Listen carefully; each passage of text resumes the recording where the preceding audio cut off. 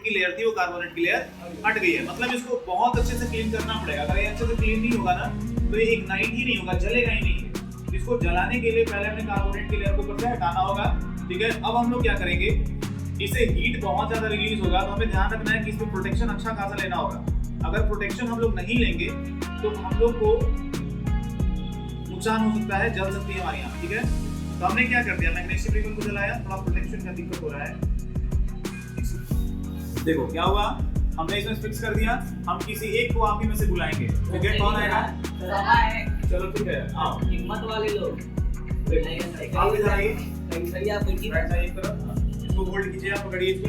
आपको दूर रखना है अपने बॉडी से। ठीक है, ये मैग्नीशियम है। क्या फिर से हम लोग रिवाइज करेंगे एक बार। मैग्नीशियम रिबन है, मैग्नीशियम का बना हुआ। ठीक है, इसके ऊपर कार्बोनेट लेयर थी, हमने उसे हटा दिया, रब किया पहले से। रब करने के बाद ऊपर से लेयर हटा दिया ताकि ये वेट करे। अब उसको अगर नहीं हटाते तो क्या होता, अगर नहीं हटाते और माचिस मारेंगे ना तो इसमें आग ही नहीं लगेगी, क्योंकि वो लेयर जब तक रहेगा तब तक ये रेत ही नहीं कर पाएगा, जल ही नहीं पाएगा। तो सबसे पहले हम लोग क्या करेंगे, डायरेक्टली माचिस से हम लोग जला सकते हैं लेकिन नहीं जलाएंगे। क्यों नहीं जला पाएंगे?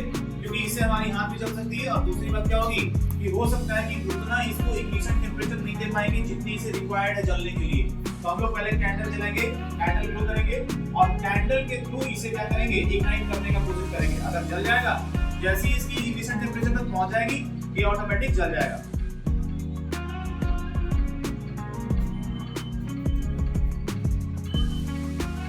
डरना नहीं है, फिर ये देखिए, इसमें देखना डायरेक्टली फोकस नहीं करना है। ये देखिए क्या है, मैग्नीशियम रिबन जल रहा है, व्हाइट कलर का लाइट निकल रहा है। अब देखो काफी तेजी जल गया ना। अब देखिए ऊपर पेन भी मेल्ट हो गया, खत्म हो गया पेन, खत्म, समझ गए? अब इसको हम लोग बुझा देंगे। क्या क्या हम लोग देखें, जब ये जला तो देखिए व्हाइट कलर का। अब हुआ क्या कि जैसे ही जला ना तो जलने के बाद इसके अंदर से ये जो मेटल की मैग्नीशियम थी ना, मेटल की मैग्नीशियम जलने के बाद ये राख बन गई। समझ रहे ना, मेटल से वो राख बन गया, मतलब इसका है राख। ये जो राख है ना, ये राख फिर जो है मैग्नीशियम ऑक्साइड का फॉर्मेशन किया। इसका फॉर्मेशन मतलब ये मैग्नीशियम रिबन जब जल गया एयर के प्रेजेंस में तो इससे बना क्या, मैग्नीशियम ऑक्साइड। अब ये मैग्नीशियम ऑक्साइड को यानी कि उस राख को उठा के हम लोग थोड़ा सा पानी में मिला देंगे ना तो ये मैग्नीशियम हाइड्रोक्साइड बन जाएगा। फिर क्या बन जाएगा, मैग्नीशियम हाइड्रोक्साइड। और मैग्नीशियम हाइड्रोक्साइड कैसा होता है, बेसिक इन नेचर। अब उसको चेक करने के लिए लिटमस पेपर अगर उसके अंदर डालेंगे ना लिक्विड में तो लिटमस पेपर जो रेड वाला होगा वो ब्लू में कन्वर्ट हो जाएगा।